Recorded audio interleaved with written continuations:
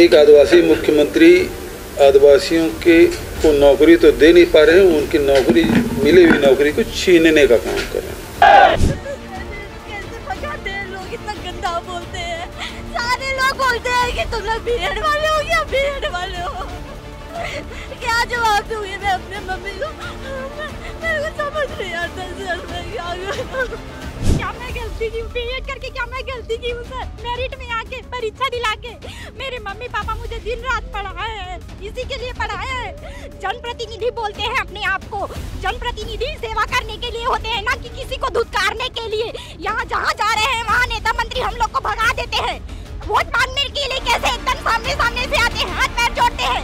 अब हमारी नौकरी का सवाल है तो हम लोग को भगाया जा रहा है। कोई सरकारी नुमाइंदनियां है सर, और हम लोग को जो देश का भविष्य बनाते हैं वो हम खुद आज अपने भविष्य को लेकर चिंतित हैं और सड़कों पर आ गए हैं। हम सरकार से बार बार यही अनुनय विनय करते करते थक गए। ऐसा कोई छत्तीसगढ़ का नेता मंत्री नहीं होगा जिसके पास हम लोग नहीं गए होंगे। हम लोगों का इतना ही गुनाह है कि हमारे साथ जो 70% साथी आदिवासी है, उनका इतना ही गुनाह। मैं दंतेवाड़ा आदिवासी बहुमूल्य क्षेत्र का हूँ सर। बड़ी मुश्किल से वहाँ पर ना इतनी गरीबी है और मुश्किल से यहाँ पर लोग बीएड डीएड करके आए सर।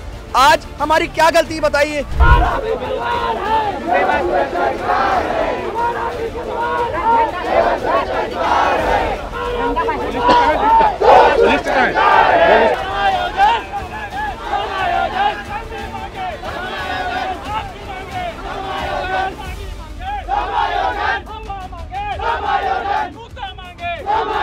छत्तीसगढ़ का बच्चा लेके रहेंगे, लेके रहेंगे, लेके रहेंगे। लड़ाई है, आगे और लड़ाई है, लड़ाई है, आगे और लड़ाई है, आगे और लड़ाई है।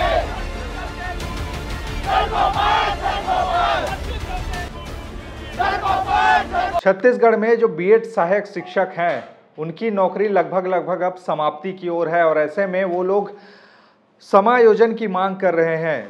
बीते दिनों कुशाभाऊ ठाकरे परिसर में भाजपा के कार्यालय में वो लोग पहुंचे थे। बाहर ही धरना देने पहुंचे हजारों की संख्या में, क्योंकि उनकी नौकरी और आजीविका के साधन पर खतरा पूरी तरीके से मंडरा चुका है। और ऐसे में वो लोग पहुंचे थे और इस बीच में हुआ क्या? पुलिस ने उल्टा एफआईआर दर्ज कर लिया है, केस ठोक दिया है बीएड सहायक शिक्षकों के ऊपर में दंगा भड़काने का। बलवा आप समझते हैं, दंगा भड़काना मतलब इस ढंग की स्थिति में उन लोगों के साथ में ऐसी ज्यादतियां हो रही है। क्योंकि आपको पता ही है कि छत्तीसगढ़ में बीएड और डीएड के बीच में जो खींचतान चली आ रही थी, उसको लेकर कोर्ट का वर्डिक्ट आया कि जो प्राइमरी स्कूलों में सरगुजा और बस्तर के आदिवासी अंचलों के प्राइमरी स्कूल में पदस्थ हैं उसमें बीएड वाले नहीं पढ़ा सकते बल्कि डीएड वाले पढ़ा सकते हैं, क्योंकि बच्चों को पढ़ाने का जो प्रशिक्षण मिलता है वो प्राइमरी स्कूल में जो पढ़ाते हैं वो डीएड वाले पढ़ाते हैं, ना कि बीएड वाले। अब ये मामला लटका पड़ा था।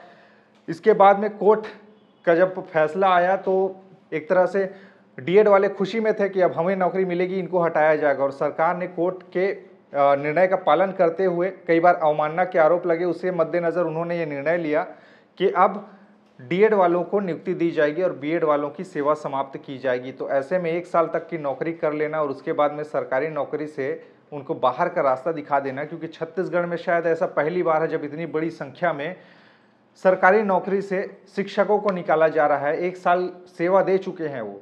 अब ऐसे में विकल्प सरकार के पास में क्या है? समायोजन की मांग वो कर रहे हैं। अनुनय यात्रा वो लोग दुर्ग सरगुजा से लेकर रायपुर तक का किए। उसके बाद में तूता में लगातार अनिश्चितकालीन हड़ताल पर बैठे कि भैया हमारी नौकरी बचा लीजिए, हमारे भी घर परिवार है, हमारे भी बाल बच्चे हैं, हमें भी ज़िंदगी चलानी है, बिना नौकरी के हम कैसे घर परिवार चला पाएंगे? और एकाएक हमको नौकरी से अगर आप निकाल देंगे तो हम जाएंगे कहाँ? समायोजन कर दीजिए, अगर कहीं पर पद रिक्त है तो वहाँ भर दीजिए, लेकिन हमारी नौकरी बचाइए। ऐसा करके वो लोग मांग कर रहे थे और सरकार की तरफ से कोई अभी तक पहल नहीं हुई। लिहाजा अभी उनके लिए कमेटी ज़रूर बनाई गई है मुख्य सचिव के अध्यक्षता में। अब इस समिति क्या निर्णय लेगी ये देखने वाली बात होगी। लेकिन जो सबसे बड़ी बात यहाँ पे आई कि एफआईआर उनके खिलाफ में दर्ज हुआ है, क्योंकि कल यानी नए साल के दिन 1 जनवरी को वो लोग बड़ी संख्या में नेशनल हाईवे से चलते हुए आए थे।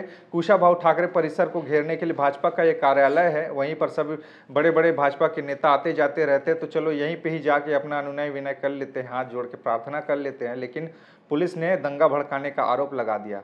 जब डीएड वाले प्रदर्शन कर रहे थे और सीएम आवास का घेराव करने गए थे तो तब भी डीएड वालों के खिलाफ में एफआईआर दर्ज हुआ था। उनके खिलाफ भी दंगा भड़काने और सरकारी संपत्ति को नुकसान पहुंचाने का आरोप लगा।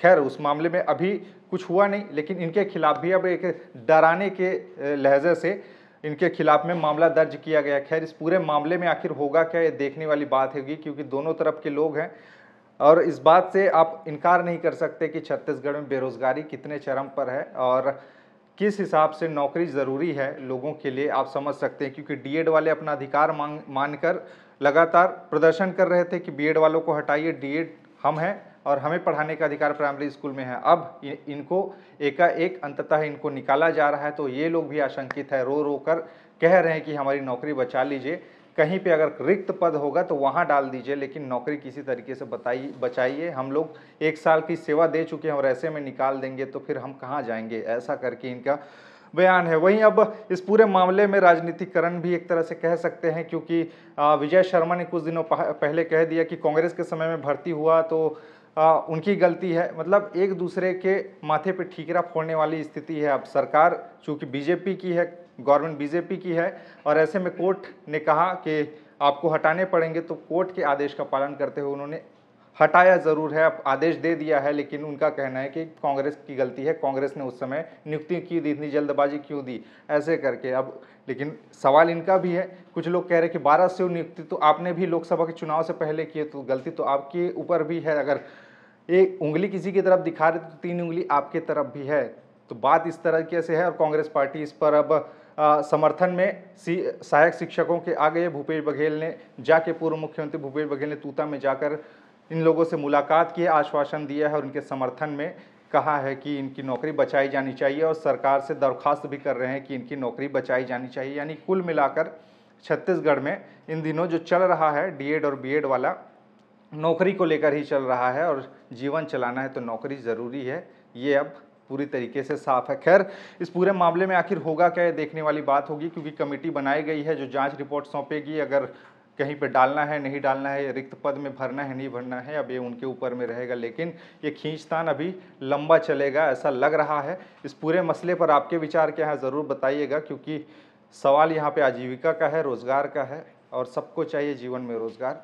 विचार आपके क्या है, किसने गलती की, किसने नहीं की, इस पर आपके विवेक के हिसाब से जवाब दीजिएगा, क्योंकि एफआईआर उनके खिलाफ भी हुआ, एफआईआर इनके खिलाफ भी हुआ है। खबरें और भी है जिसके लिए बनी रहिए छत्तीसगढ़ के साथ। नमस्कार।